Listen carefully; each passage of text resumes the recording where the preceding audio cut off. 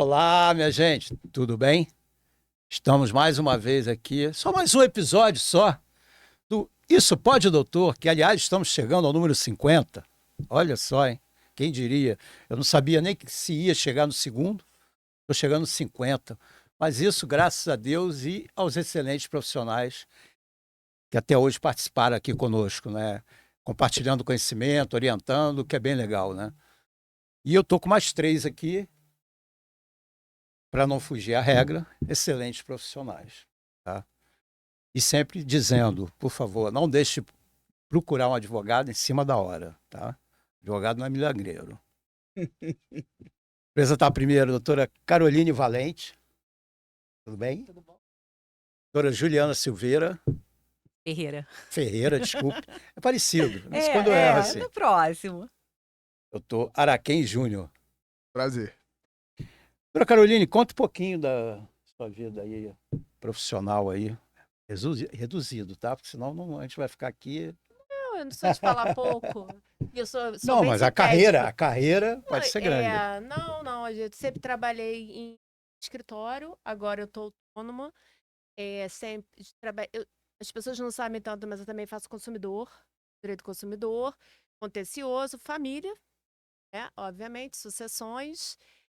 E tô já quase 5 anos, né, na estrada, com algumas pausas, para ter filho, aí vinha, voltava.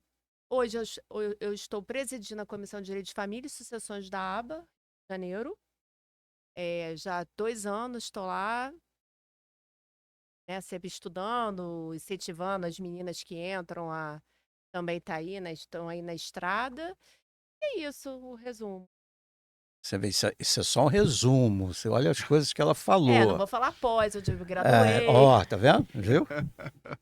Doutora Juliana Ferreira. Ferreira. Bom, meu nome é Juliana Ferreira. Eu tenho aí de 12 para 13 anos de advocacia. Sou da cidade de São Gonçalo. Hoje eu estou como a secretária adjunta da ABA de São Gonçalo. Sou sócia e fundadora do meu próprio escritório, Juliana Ferreira. É um desafio, né? Você chegar sozinha e enfrentar os desafios do judiciário. Mas a gente, com muita luta, muita persistência, a gente vai seguindo, É isso. Sempre em frente, né? sempre em frente. Doutor Araquém Júnior, por Sou- favor, conte um pouquinho da sua história. Pouquinho, por favor. a minha história no direito ela é curta, né? Eu me formei agora em 2023, né? Eu já havia passado no exame da OAB, mas eu só me formei em dezembro de 2023. Eu estou há quase 2 anos, né, atuando na militância do direito. E tem uma carreira de 30 anos, né, trabalhando com TI, só que e tentei fazer direito ao longo, né, da minha vida e nunca conseguia terminar. Mas em 2018 eu assumi o propósito de me formar em direito e hoje em dia eu vivo muito mais feliz na carreira de advogado. Tenho um escritório há um ano. Eu e uma colega reunimos os nossos conhecimentos, né? Nossa experiência também, ainda que pouca, para a gente fundar o escritório, o Caê Ferreira. Antes eu trabalhava no escritório de um conhecido, né, advogado, doutor Leonardo Lopes, onde eu aprendi a advogar de fato, né? E me senti seguro para há um ano mais ou menos estar com o meu próprio escritório junto com minha sócia. Legal, legal. Tem que ter coragem, né? No Brasil tem que ter coragem. Se você não tiver, Exatamente, né? exatamente. Não tem jeito. Bom, vamos começar aqui, a doutora Caroline Valente. A guarda e a convivência no direito das famílias. E aí? Direito das famílias. Quais os tipos de guarda no ordenamento brasileiro? Sim, A gente tem no ordenamento brasileiro 2 tipos de guarda, a compartilhada e a unilateral. A compartilhada é quando ambos os genitores têm a corresponsabilidade sobre a gestão da vida do filho. É a guarda que você separa já. É como se você já tivesse a guarda compartilhada. Não precisa ser pedido, como o regime da parcial de bens. Você já tem. Não precisa. É a guarda que tem no Brasil. E a unilateral é quando a corresponsabilidade sobre as decisões da vida dessa criança só fica com um dos genitores. Agora tem só um à par. É a questão. Não é porque um genitor tem a guarda que o outro não pode se meter na vida não pode estar na vida do filho, porque todos têm um poder parental. O que seria isso? Ele continua tendo que educar, zelar, cuidar da vida do filho. Ele só não vai ser corresponsável pelas decisões da vida daquele filho. Vai ser o outro genitor que tem a guarda unilateral. Mas ele não deixa, e ele tem que até fiscalizar o outro genitor se está fazendo tudo ok. É. Quando é concedida, estão perguntando aqui, a guarda unilateral? Então, a guarda unilateral, quando é concedida? Quando um dos genitores não quer exercê-la, quando um dos genitores não está apto a exercê-la, aí são aqueles casos de problemas psiquiátricos, dependentes químicos, alcoólatras. Veja bem, se eles não conseguem gerir a vida deles, como gerir a vida do filho? É. Então, aquele outro pai que esteja mais apto no momento, a situação pode mudar. Ele Sim. vai gerir a vida do filho. E o terceiro ponto que você pode ter a guarda unilateral é nos casos de violência doméstica. E esses casos, eu sempre defendi muito, porque tem uma parte do direito de família, eu acho importante falar isso, que sempre defendia que, que tem que separar conjugalidade de parentalidade. Ou seja, o homem pode ser um péssimo marido, mas um bom pai. Sim, mas nos casos, para mim, de violência doméstica, mas violência doméstica mesmo, aquele homem que bate numa mulher, aquele homem que está sempre insultando uma mulher, gritando com a mulher na hora do jantar, ele está permeando, ele está oferecendo àquele filho um lar violento, né? Não tem como virar e falar que ele não está indiretamente violentando aquela criança e as demais pessoas que estão naquela casa. Então, nesse caso de violência doméstica, pode sim pedir a guarda unilateral para aquela mãe e muitas vezes a redução também da convivência. Porque a guarda e a convivência pós-divórcio é uma ponte para o agressor continuar violentando aquela mulher. Sim. Por isso que aumenta muito, tem já estudos falando que aumenta muito a violência doméstica após o divórcio. E por isso que muitas mulheres também não se divorciam com medo do que pode acontecer. Isso. Nossa. É. E é muito mais comum do que a gente pensa. Eu também milito no direito de família e a gente se depara com situações realmente muito surreais, digamos de passagem. E aí essa convivência também pode ser restringida no caso da violência doméstica, não só a guarda. Qual é a diferença entre a guarda e convivência? Isso é um ponto importante e eu acho que o podcast aqui vai servir de Pô, sempre serve, né, gente? esclarecimento. Pelo amor de Deus. Isso todos os nossos clientes chegam pra gente, né? Teve outro dia uma coisa engraçada, porque guarda é uma coisa, convivência é outra. Teve um cliente, semana passada, que a mulher não estava usando muito bem o dinheiro da pensão alimentícia. E eu virei e falei assim, isso aqui é caso de versão de guarda. Aí ele, não, doutora, eu não tenho condição de ficar com ela porque eu trabalho a semana inteira. Eu falei, eu não estou falando para você ficar com ela. Eu estou falando que a guarda unilateral, a gestão da vida da sua filha, vai ser feita pelo senhor. Ela pode continuar morando com a mãe. Isso. Ou seja, o que eu quero dizer? A guarda é quando os genitores têm a responsabilidade sobre as decisões da vida do filho. A convivência é a convivência. É conviver com o filho. Sim.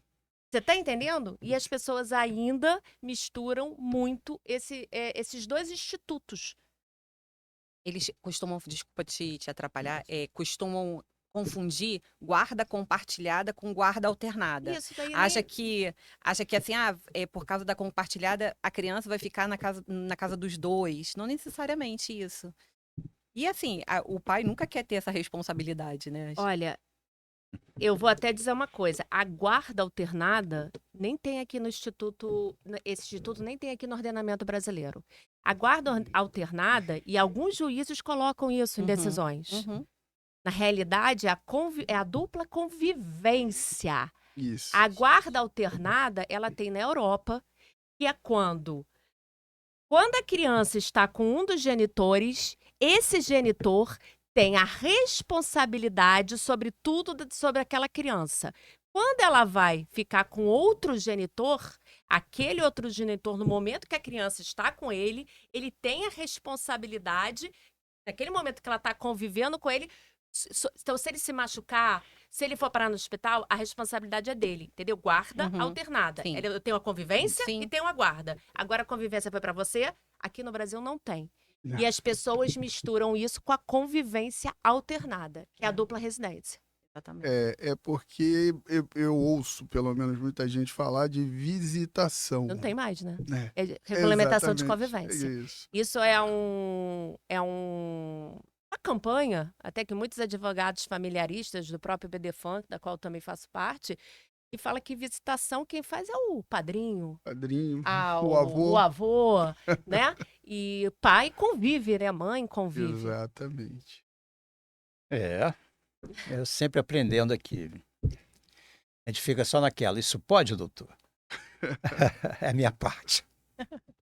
Fale um pouco sobre a dupla residência e convivência virtual, perguntaram aqui. Então, a dupla residência? a dupla residência é justamente isso. Na realidade, sendo muito rápida, é uma ampliação dessa convivência. E hoje em dia, muitos pais estão querendo, pais, homens, gente, eu estou falando aqui no sentido básico da regra geral, porque mais de 70% das crianças têm a residência base com as mães, tá? As crianças moram com as mães. Então, muitos homens hoje em dia, graças a Deus, estão tendo essa tendência, estão pedindo essa dupla residência, ou seja, esse aumento de convivência com a criança. Ou seja, vamos fazer aqui uma coisa muito rápida. A criança passa uma semana da casa dela com o pai, porque a gente tem que considerar o lugar onde o pai mora, a casa da criança também. E vamos supor, uma semana com a mãe. E ela vive ali. Entendeu? Claro que isso tem que olhar todo um aspecto da família. Assim, direito familiarista, você não é uma caixinha que você vê todos os aspectos. Então, por exemplo, uma criança que mora no mesmo bairro, a mãe mora no mesmo bairro, o pai mora no mesmo bairro, o colégio no mesmo bairro. Pô, vai dar para fazer essa dupla convivência? Vai dar. Vendo o tipo de trabalho, tudo. Agora, por exemplo, uma criança que mora em Jacarepaguá, e a escola é em Jacarepaguá, e o pai mora em Botafogo. Vai ficar uma semana na casa. Então, tudo é de acordo com o contexto no que fique melhor para a criança e para aquela família. Mas não deixa de ser uma ampliação. E isso tem sido muito importante, tá? E você perguntou mais alguma coisa? Convivência virtual. Sim, a convivência virtual, vamos fazer no recorte mesmo de... Ela está sendo muito importante nos casos de quando um dos genitores mora em outro país. Outra cidade, mas basicamente vamos colocar em outro país, né? Quando a criança, ou o genitor vai morar em outro país, ou a criança vai morar em outro país com o genitor, né? Geralmente com a mãe. Então, o que acontece? Para que não seja só visto, né? Nos períodos de férias escolares, meio do ano, final do ano, hoje em dia já tem algumas regulamentações de convivência virtual. Eu tendo tenho, nas varas de família. eu tenho um caso desse. Então, ou seja, você chega, e aí eu vi um julgado também, que o pai, eu acho que a criança foi para a Europa, foi morar com a mãe, e aí o pai foi marcado dia, horário, vamos supor, uma terça e quinta, de 7 às 8 da noite, para eles se verem em vídeo chamada ou videoconferência, pelo Zoom, com câmera aberta, com como eu posso falar agora, você me ajuda, com bom sistema tecnológico de rede de internet, né? Uhum. Caso a mãe que esteja com a criança não possa possibilitar isso, o pai, o não guardião possibilita. E claro que isso tudo também depende da idade da criança. Se for uma criança de 1, 2 anos, não existe essa possibilidade. Se for uma criança de 3, 4, pode até ser, mas ela não ainda fica muito ali na tela. Se for 8, 9, 10, já consegue fazer essa regulamentação, né? Eles se falam daquele determinado horário.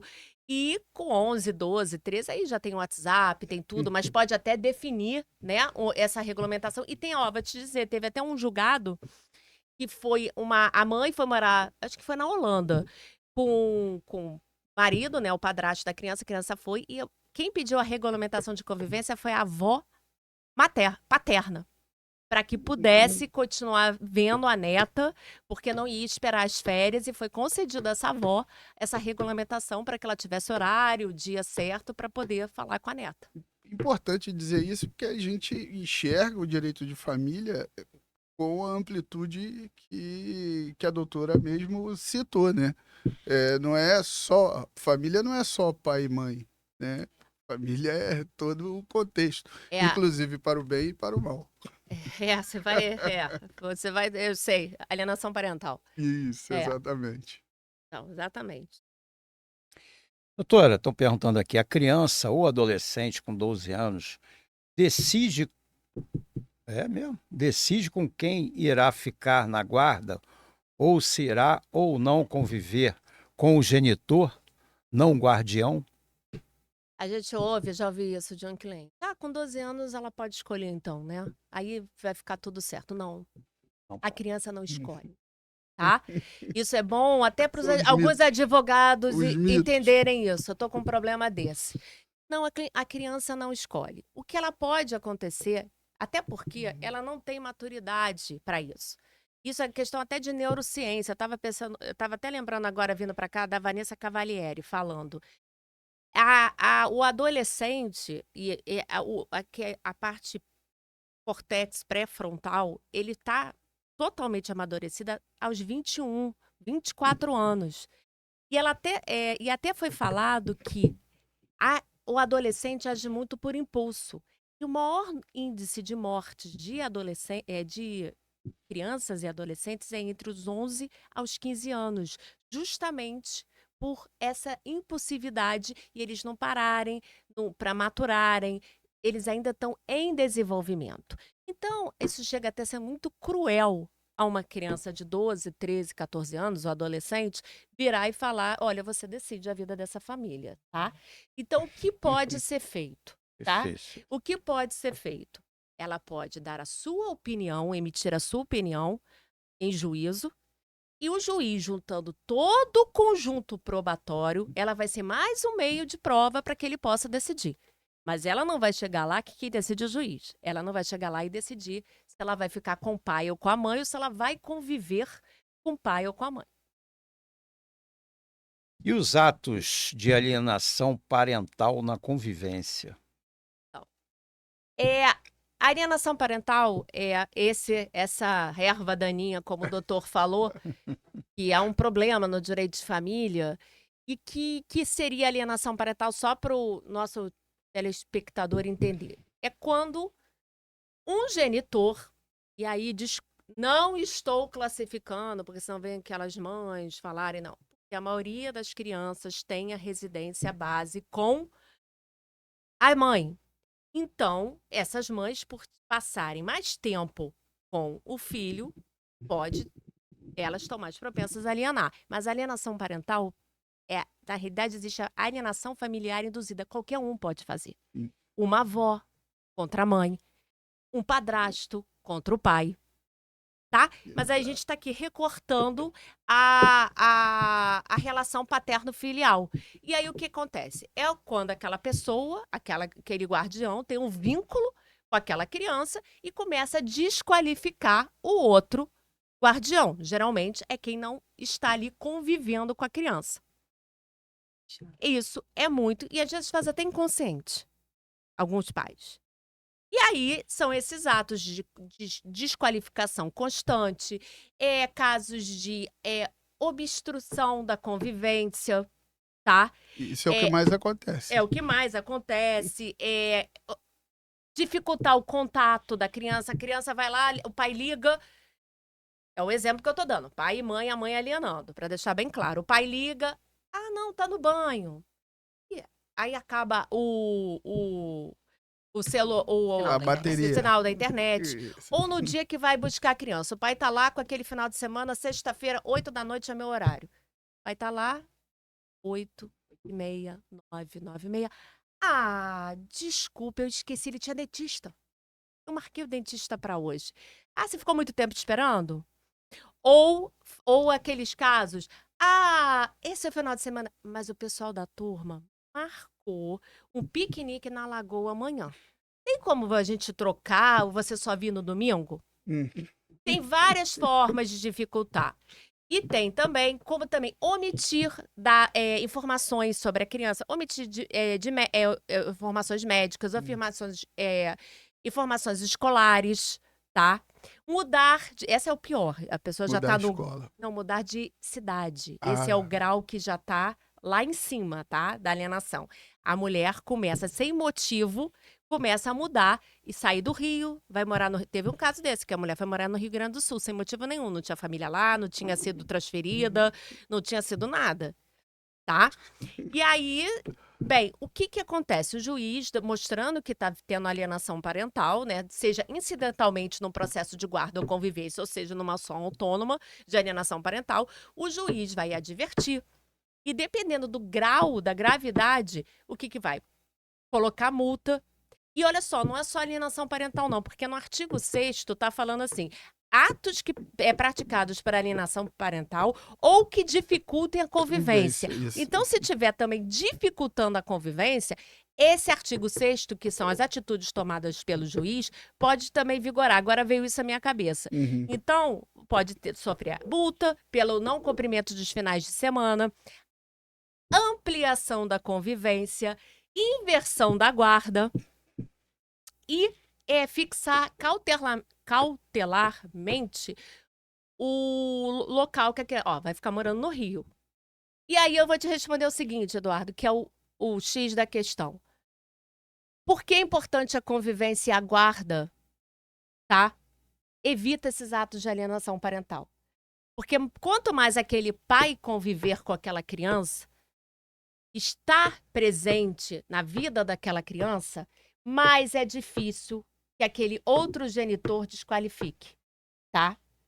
Quanto mais... E se ele tiver a guarda e realmente tomar a decisão sobre a vida daquela criança, ele e o outro genitor... Isso pode acontecer até num casal homossexual, que eu já peguei homoafetivo, que eu já peguei um caso que aconteceu, uma mãe fazendo contra a mãe. Duríssimo, tá? Então qualquer um pode fazer. E aí isso ajuda os dois tendo a guarda, corresponsabilidade, a decisão em relação à vida dos filhos. Aquele pai ou aquela mãe, porque também tem casos de homem que alienam a mulher. Então, eu conheço... Geralmente é o mesmo que cometeu a violência psicológica durante o casamento, durante a constância do casamento. Aí ele alienou... E aí vai alienando o filho vai contra a mulher. Coisa. Exatamente. Tem esse caso mesmo. E aí, essa é a importância da guarda e da convivência para evitar esses atos de alienação parental. Legal. Muito obrigado, doutora Caroline. Nossa.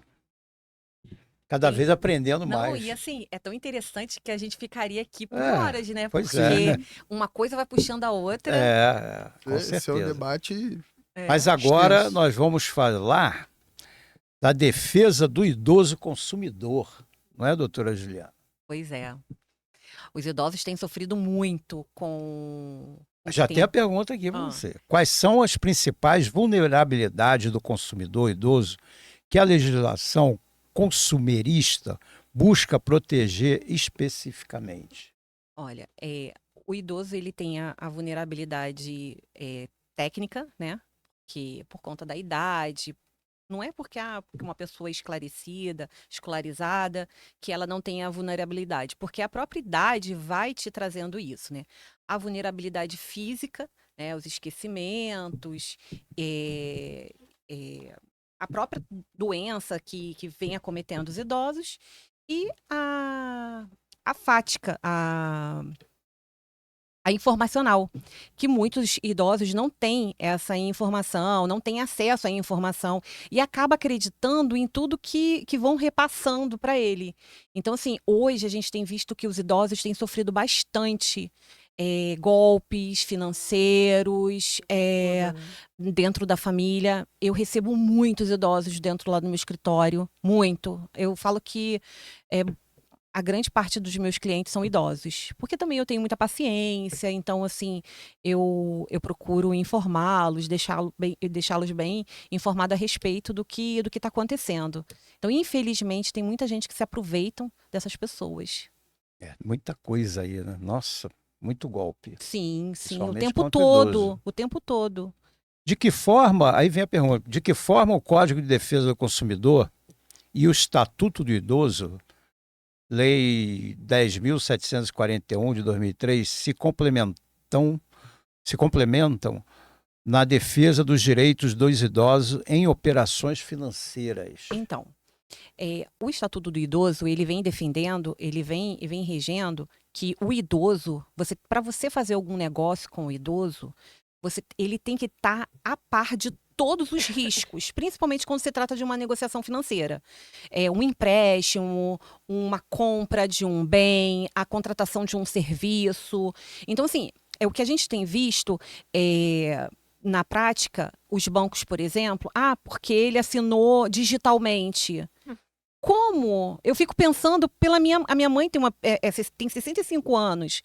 Mas eu vejo a dificuldade que ela tem com a tecnologia. Agora, imagina uma pessoa de 70, 80 anos que já não enxerga legal. Então, assim, no momento que o Código de Defesa do Consumidor protege o consumidor como um todo, impedindo e punindo mesmo empresas, instituições bancárias que venham agir em desconformidade com a lei, aí tem o Estatuto do Idoso que vai regular a hipervulnerabilidade do idoso, porque eles consideram que quando você chega na idade do idoso, né, a partir de 60 anos, você já você já tem uma vulnerabilidade, a vulnerabilidade já não precisa ser provada, aquilo ali já por si só, gente, já é considerado uma pessoa vulnerável. Isso também acho que já pode ser revisto, né? 60 anos idoso. Sei lá. Mas o que acontece? Isso vai muito pelo aonde está esse idoso? Quem são os... É 65. Sim. Não, idoso é a partir de 60 anos. Tá. 65 anos é para você ter direito à Gratuidade. gratuidade no transporte. Só isso, mais Exato. nada. Tá. Então, assim, quando a gente fala de um idoso que ele vive, ele tem uma vida de trabalho, uma vida acadêmica, é bem diferente de um idoso da periferia, que tem assim, aonde ele se informa? É naquele jornal da tarde, é no WhatsApp, no TikTok. Então, assim, dependendo, infelizmente, a gente vê muitos fraudadores, muita gente mal intencionada que se aproveitam dessas pessoas para aplicarem golpes. Com certeza. Aí vem a outra pergunta que fizeram aqui, parece que está encaixando. Quais são as proteções legais e as boas práticas que os idosos devem seguir ao contratar empréstimos consignados para evitar abusos? Isso aí está muito sério, esse negócio aí. O que eu recomendo sempre quando um idoso vai fechar algum negócio, vai fazer alguma coisa? Procura trazer essas informações, essa vontade para um familiar, alguma pessoa de confiança, entendeu? Porque, assim, muitas vezes eles vão sozinhos e nem vão. Muitas vezes esses fraudadores, essas pessoas mal intencionadas, elas vão até o idoso. Então, assim, manter um diálogo muito aberto dentro de casa, é acompanhar o seu pai, a sua mãe, o seu avô, sua tia, porque às vezes a pessoa não tem uma rede de apoio. É oferecer àquela pessoa que está próxima a você, ainda que não tenha laços sanguíneos, uma rede de apoio, porque às vezes uma informação, uma orientação a respeito daquilo, porque a pessoa, quando essas empresas procuram pessoas idosas, eles contam uma história muito, muito perfeita. E que, assim, você vê pessoas, o homem médio, por exemplo, que cai nesses golpes. Agora, você imagina uma pessoa que está vulnerável, passa por dificuldades financeiras, então assim, e aí são seduzidos com antecipação de salário, antecipação do 13º, antecipação da restituição do imposto de renda. Então a gente vê o tempo todo. Só que essas facilidades, elas não vêm só na facilidade. Elas vêm sempre com algum custo, e um custo muito alto. Então, assim, são contratos assim absurdos, com juros absurdos, empréstimos que não têm fim. Então, assim, é manter mesmo um diálogo muito aberto dentro de casa. A Crefisa Sim, é o tempo é todo. campeã. Então, que apareceu ontem, tá sério o negócio. Sim. Não- O que acontece, Eduardo? Hoje, quando o INSS, não só o idoso, mas se você está recebendo algum benefício previdenciário, seja ele aposentadoria, pensão por morte, pensão, aposentadoria, qualquer tipo de aposentadoria, ou então auxílio acidente, algo do tipo, a gente não tem como escolher a instituição bancária. Então, o próprio INSS encaminha essas pessoas assim para essas instituições, como o BMG, Crefisa e tudo mais. Essas pessoas ficam sabendo que o benefício foi deferido antes mesmo do beneficiário, antes mesmo do advogado. Entendeu? Então, assim, essas instituições têm acesso a informações que muitas vezes o próprio beneficiário só vai ter acesso a essas informações lá na frente. Então, se aproveitam. Antes mesmo de receber o benefício, eles já estão oferecendo um empréstimo. E nessa que, assim, o brasileiro vive sempre apertado, numa situação, principalmente quando a gente fala de uma região periférica, onde que o salário, o custo de vida é bem mais delicado, as pessoas ficam logo seduzidas e acabam contraindo o empréstimo antes mesmo de receber o primeiro benefício. Olha. E como o idoso e sua família deve proceder em caso de identificação de débitos indevidos, né? Como empréstimos que não foram solicitados, ou serviços que não foram solicitados, em benefício ou em conta bancária? Não, a primeira atitude é verificar qual tipo de empréstimo. É um empréstimo que foi feito no banco onde o idoso recebe? Vai até essa instituição. É um outro banco que não é o banco que o idoso recebe, procura essa instituição, registra uma reclamação. Se eles se negarem a registrar a reclamação, existe um canal no consumidor.com que entra com o CPF e a senha do Gov. Lá você tem como fazer um registro da reclamação, relata tudo. Você pode ir à delegacia, registrar. Você deve ir à delegacia, registrar um boletim de ocorrência. Afinal de contas, alguém acessou os seus dados bancários, as suas informações, contraiu um empréstimo ou um negócio no qual o idoso não está ciente. Não só o idoso, todos nós aqui que aconteceu uma situação semelhante, essa é a medida que a gente tem que tomar. É procurar E se de tudo não for resolvido, aí a gente parte para o judiciário. Eu já parto.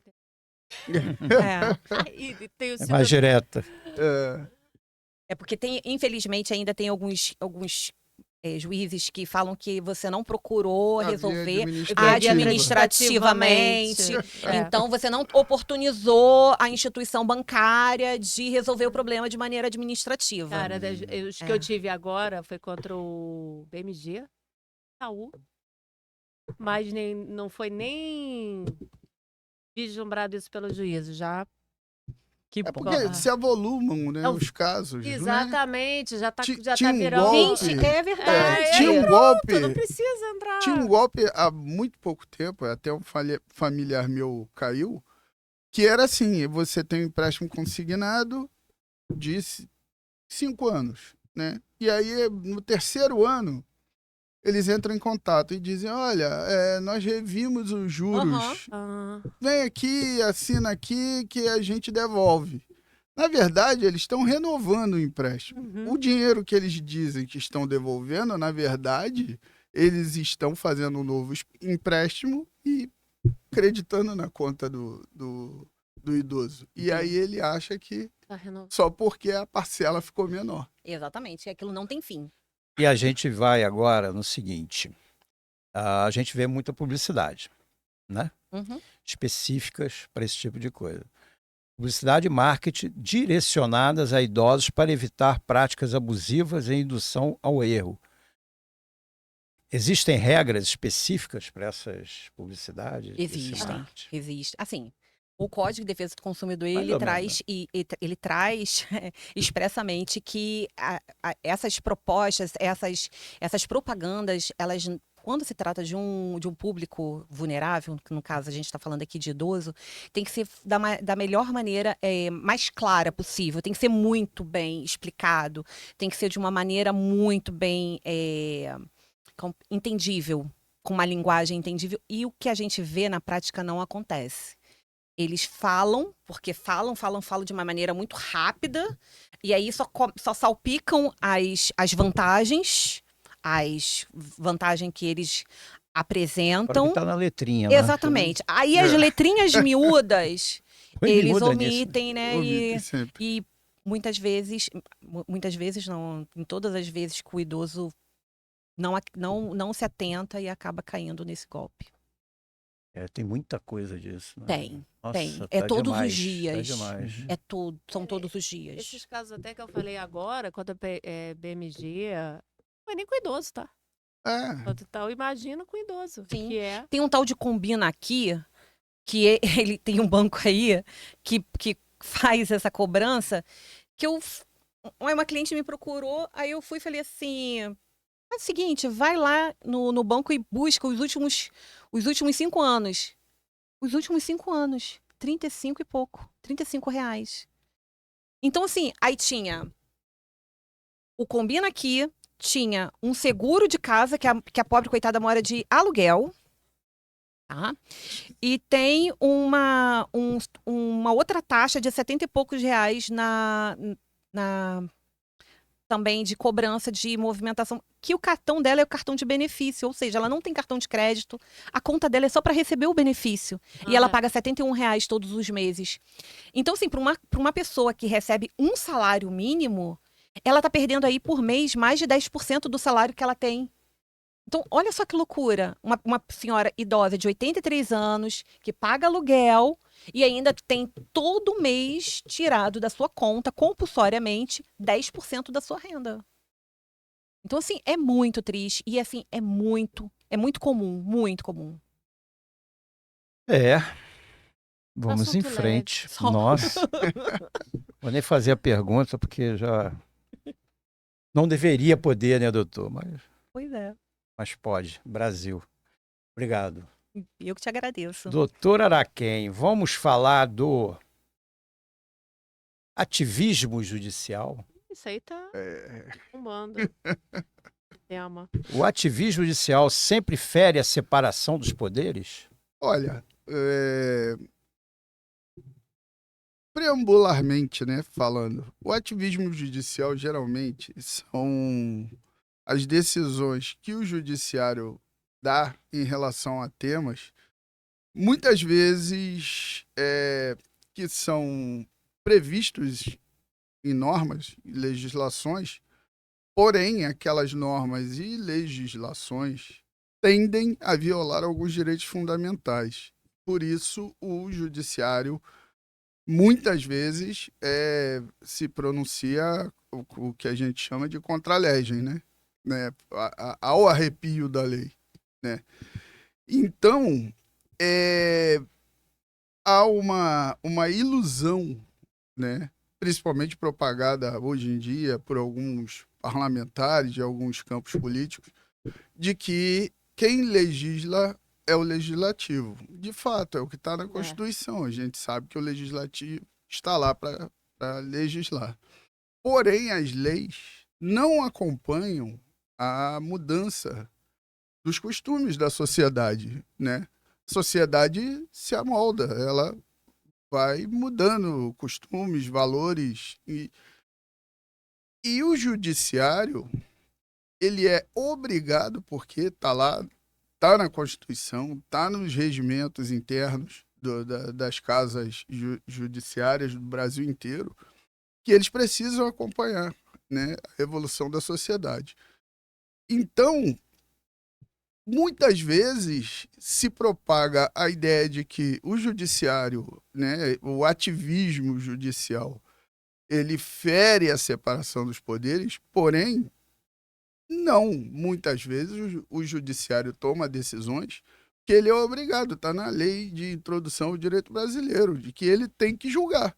O juiz, ele não pode se omitir de julgar.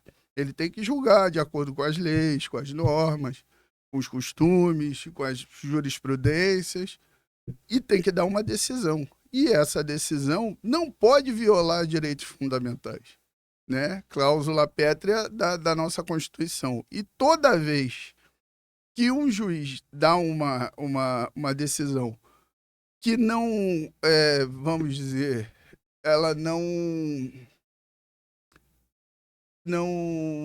alegra certos setores da sociedade,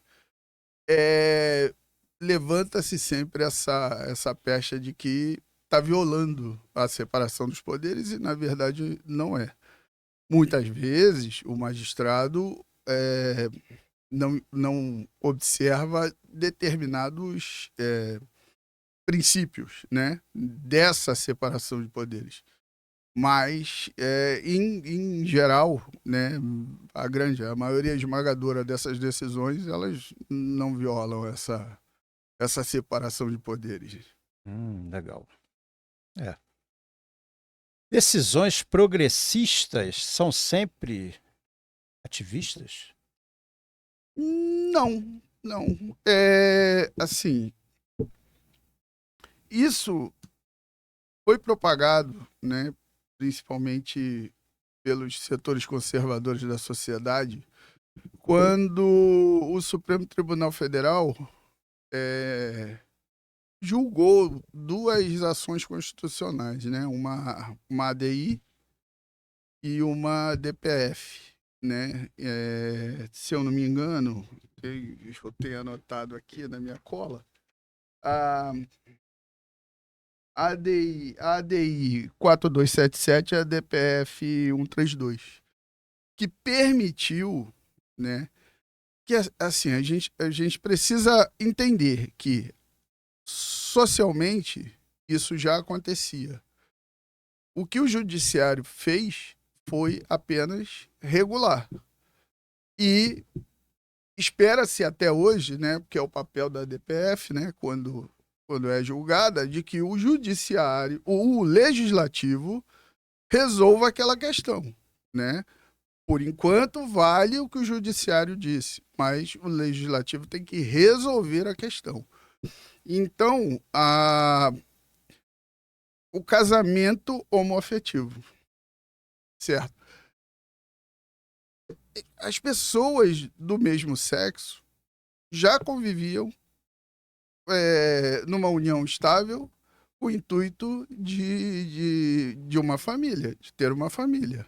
Adotavam crianças, enfim, consumiam, adquiriam bens. O que essas duas ações constitucionais fizeram foram apenas regular. Se um morria e, sei lá, por um arranjo pessoal, como fica a vida do outro? Será que ele era o provedor da casa? Então, passou. Então, quando isso aconteceu, achou-se que isso é muito progressista, porque a nossa legislação disse que casamento, em primeira mão, né, a decisão não criou o casamento. O que houve foi depois é que se transformou em casamento de fato, né, de fato e de direito, mas era um casamento. E aí ele apenas igualou os direitos de um casal heteroafetivo aos direitos de um casal homoafetivo. Então, geralmente, esses pontos são levantados por pessoas que desconhecem o papel do judiciário dentro do ordenamento e da sociedade brasileira. Legal. Mais uma para aprender. Agora vamos falar de um local aqui que hoje em dia quase não se fala dele, né? O STF legisla? Não. Tá lá. Não. O STF não legisla. Acabei de citar um exemplo. Ele não legislou. Ele regulou uma questão fática, né? Uma questão fática da sociedade, porque o legislativo é omisso nessa questão. Apenas em 1988 promulgaram a Constituição que dizia que casamento era entre homem e mulher. Só que hoje, de fato, a gente vê que casamento não é só isso. Tem agora até o papel do trisal, que alguns julgados já estão até reconhecendo o trisal, o poliamor, enfim. Mas casamento era só homem e mulher. Mas e aí? Quem é gay não pode casar?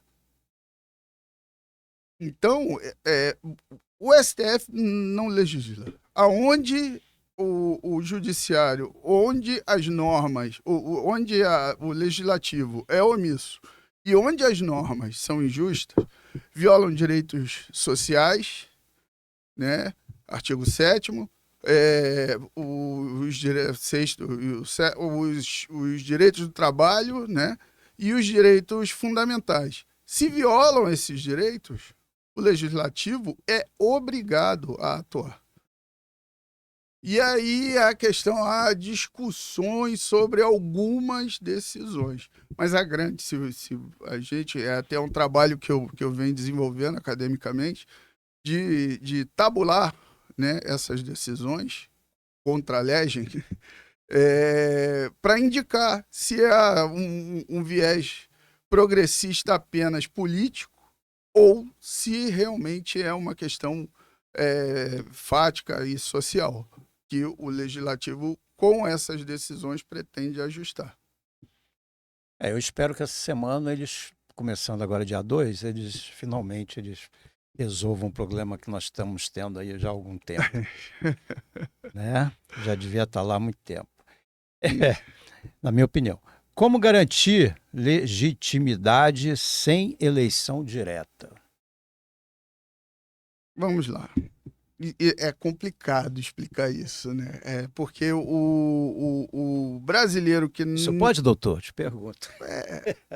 Pode, mas no direito sempre depende. Né? Direito depende. É um problema. No direito sempre depende. Tem sempre um porquê, né? Não. Mas assim, legitimidade, vamos lá. O que a grande maioria das pessoas diz assim, vamos cumprir a lei. O Brasil não cumpre as leis, né? Mas está na lei. E a lei máxima.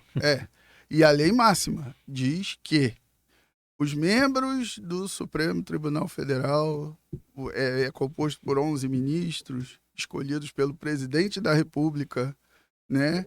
E aprovado numa sabatina do Senado Federal e é conduzido ao cargo. Então, se eu votei no presidente, se eu votei no senador, né? E ele, um indicou, o outro sabatinou, aprovou e ele foi conduzido ao cargo no Supremo Tribunal, ele tem legitimidade. E é o que diz a Constituição, está lá. E quem promulgou essa Constituição? Foi o Congresso Nacional na Assembleia Constituinte de 1988. Quem votou para os constituintes? Foi o cidadão. Então, toda a legitimidade existe no judiciário. Artigo 37 da Constituição diz que a condução para cargo público é através de concurso público ou indicações de cargos, está lá. Então, se o magistrado fez o concurso e ingressou no judiciário, ele tem toda a legitimidade, porque o cargo foi criado para o papel que ele exerce. Então, ele tem legitimidade porque tem previsão legal. A norma descreve isso. E é isso que, geralmente, quem não estudou direito, e eu acho que isso é uma falha da sociedade, eu acho que o ensino médio brasileiro, até se eu não me engano, o senador Romário chegou a propor algo nesse sentido, enquanto o ensino médio brasileiro não passar para os nossos jovens as noções da Constituição no que tange à composição do Estado. Não é só dizer que o Brasil tem 5 selos, tem o selo, as armas, o presidente. Não é isso é explicar o que é a Constituição, o que ela regula, o que ela determina, é a composição do Estado brasileiro. E quais são as leis, os tipos de leis, né? A hierarquia das leis. Se o cidadão, em geral, comum, o brasileiro médio, não souber isso, esse tipo de questionamento vai existir sempre. Porque todos têm legitimidade desde que esteja dentro de uma norma, né? E a Constituição diz de que jeito as normas vigoram no Brasil. É verdade. Aqui nessa mesa mesmo já se falou o negócio de aprender algumas leis, né, na escola e tal. Aqui mesmo nessa mesa já foi falado, até com a doutora Flávia Tapajós, que ela veio com um médico que é professor, e que foi falado exatamente isso, que deveria ter na faculdade de médico, na medicina, uma parte da parte judicial, do direito médico. Uhum. Né? Porque muito médico se forma e não tem ideia As mínima implicações. do que ele está fazendo ali no consultório. Né? Então, Exatamente. tinha que ter o direito médico também não de repente durante todo, mas tinha que ter alguma aula referente a isso, porque eles entram cru, né? Não tem ideia nenhuma. Com relação a esse tipo de coisa, eu digo, por exemplo, eu vou pegar o meu próprio exemplo. Eu sempre achei que eu conhecia as legislações, né? As leis e tal, principalmente no que dizia respeito à área que eu atuava, que era a área de tecnologia da informação. Minha primeira formação foi de engenharia da computação. E aí, quando eu estudei direito, e aí aquela coisa, né, da onde veio o direito, o que é o direito material, direito das coisas, direito, né, civil, das pessoas, dos negócios, dos contratos, e aí você vai. Eu vi que eu não sabia nada, né? Eu me colocava como alguém culto em direito e, na verdade, eu não sabia. Depois que eu estudei direito, eu entendi que a grande maioria da população padece da ignorância. Mas, assim, ignorância no sentido de desconhecimento. Porque, simplesmente, e aí eu venho fazer uma ilação de que é interessante para alguns setores, né, da sociedade que eles não saibam. Que se todo mundo souber, é o que todo mundo disse, se todo mundo sabe seu direito, vai brigar por ele. Então, Exatamente. A minha opinião é de que é interessante que eles realmente não saibam. Para isso existe esse programa aqui também, né? Para esclarecer mais as pessoas. Mais uma perguntinha que apareceu aqui e nós temos 3 minutinhos. O judiciário protege ou substitui a política? Ele Tchan, tchan, tchan, protege. tchan, isso aí.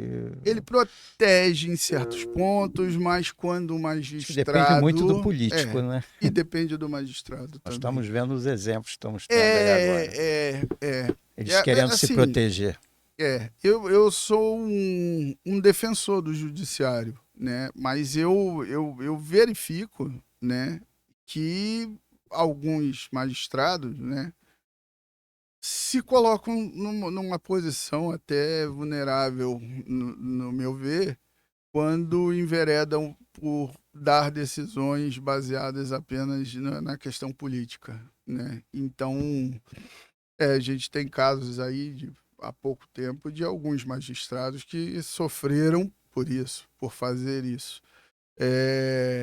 E vemos também agora, o juiz também não pode se deixar subjugar, né? Ele tá ali para cumprir aquele papel de magistrado, para defender as instituições no Brasil, e a população é uma delas. E ele está ali para essa força. Se ele faz menos do que isso, ele não cumpre o seu papel. Certo? Mas o judiciário Não o quê? não faz isso. Ele não extrapola. Em geral, não extrapola. Até agora eu não vi, pelo menos nesses tempos para cá, de toda essa coisa toda aí, eu não vi extrapolar em nada. Eu acho que tem, não sou entendedor do... Né? Aí eu insto as minhas colegas, realmente algumas decisões a gente fica estarrecida, né? Como é que o cara dá uma canetada dessa? Mas, em geral, tá dentro do que se espera. Eu estou citando o STF, tá? Não, do STF mesmo. Tem coisa lá, é unânime, né, dentro do meio jurídico, de que algumas decisões são arrepiantes. É isso aí, minha gente. Muito obrigado pelos esclarecimentos. Show de bola. Obrigado. Queria que as senhoras e o senhor dessem as suas mídias. Por favor, alegações finais. Doutora Gente, eu não Caroline. lembro das minhas Tá ali, mídias, ó. Caroline, underline, Valente. Se quiser, Caroline, underline, Valente, ADV. ADV. Né? É só entrar nas mídias ou entrar em contato comigo por e-mail, carolvalente3@gmail.com. Tô nas mídias, acho que só isso mesmo. É um prazer estar aqui. Nós é que agradecemos, por favor. Doutora Juliana. Bom, roubando a palavra aqui da colega, foi um prazer estar aqui à mesa com vocês e compartilhar com vocês, né? E receber de vocês um pouco do conhecimento de vocês é muito bom, é sempre muito rico, né? As minhas mídias sociais é a mesma, é a Juliana, Juliana S. Ferreira, ADV. Então eu tô no Instagram, no Facebook, é o mesmo arroba, no Facebook. Vamos ver se é ele mesmo, olha lá. Underline, Valente, ADV. Só lembrando da doutora Caroline. Então é isso, muito obrigada mesmo por estar aqui e poder ouvir vocês e aprender um pouco de vocês. Não, nós é que agradecemos. Tenho certeza que muita gente aprendeu bastante aqui, frente ao idoso, né? O consumidor idoso. Por favor, como é que o pessoal te acha? Me acha no escritório Caê Ferreira, né? As mídias são também a mesma descrição. Caê com CAHET ferreira.adv.br, tanto no Instagram, e eu tenho o meu pessoal que também tá adendo, né, dentro dessas mídias do nosso escritório. Eu e a doutora Natália Caê, né? Um beijo, Natália. Tchau. E aí nós somamos Isso nossos... no próximo ela participa. Vou Eu trago. trazer. Tá. Eu queria também deixar um abraço para um grande amigo que mora em Portugal, Dr. Alexandre Martins, que também eu queria trazê-lo qualquer dia para A gente já botou a gente em Portugal, trabalho aqui direto na TV. Então eu A gente aqui na mesa e a pessoa lá de Portugal. Ele é uma fonte de inspiração. A gente estudou junto no ensino fundamental. E aí. Tem algum tempo amizade. isso, né? Idos de 84. Bom, gente, muito obrigado. Foi beleza mesmo. Tenho certeza que o pessoal aprendeu bastante. Tirou bastante dúvida, né? Você que é idoso ou não, tenha cuidado, né, com o que você assina, com quando você atende o telefone, o que estão pedindo, ou quando vai alguém na sua casa e pede alguma coisa. Não deixa tirar foto, hein? Não deixa de tirar foto, não tirem foto. Inclusive foto. Se você gosta de foto, não deixa de tirar foto não, tá? Senão depois você vai ter que correr atrás do advogado. Aí eles começam a rir, tá vendo? Tá bom, minha gente? Mas valeu. Obrigado mesmo, aos três, tá? E vamos em frente. Estamos chegando aos 50. Se eu não me engano, faltam 2 programas só, tá?